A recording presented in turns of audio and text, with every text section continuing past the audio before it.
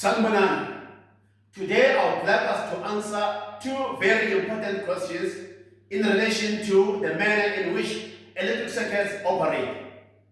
The first question is, what is the relationship between voltage and resistance? And the second question is, what is the relationship between resistance and current? In actual fact, resistance and voltage are directly proportional to each other. And resistance and current are inversely proportional to each other.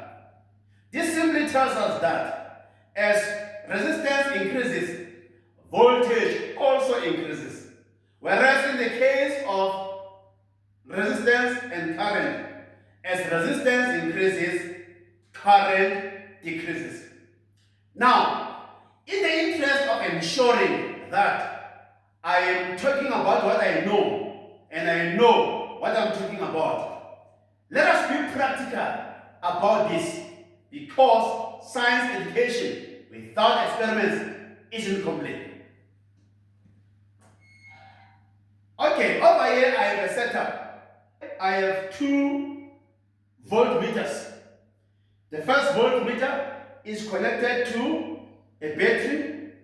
The second voltmeter is connected to a rheostat, which is a variable resistor. In other words, it is a resistor whose resistance can be varied.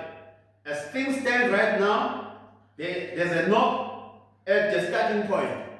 In this case, the resistance of the rheostat is 0 ohms. But if you push it to the far end on the right, the resistance is now 120 ohms, meaning that the resistance can be varied by pushing this knob. We can increase it from 0 to a maximum of 120 ohms.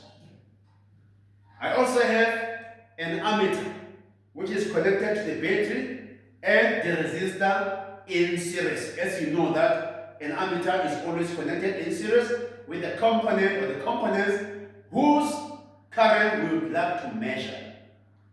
Now, let's start our work. We want to verify the statements that I mentioned earlier on. We want to make sure that those statements are correct. Let's start with the relationship between resistance and voltage. Let me switch on.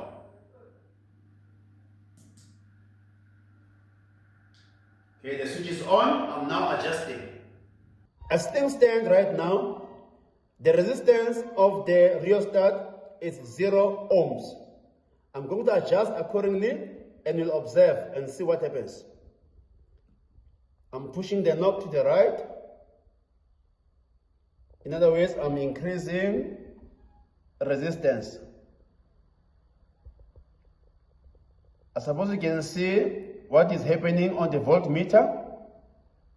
The voltmeter reading is busy increasing. Okay, now let's see what happens when resistance decreases. I'm decreasing the resistance of the rheostat. I suppose you can see that when resistance decreases, voltage also decreases accordingly. Now let us move on to go and check out the relationship between resistance and current.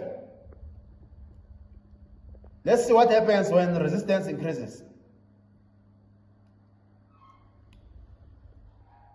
When resistance increases,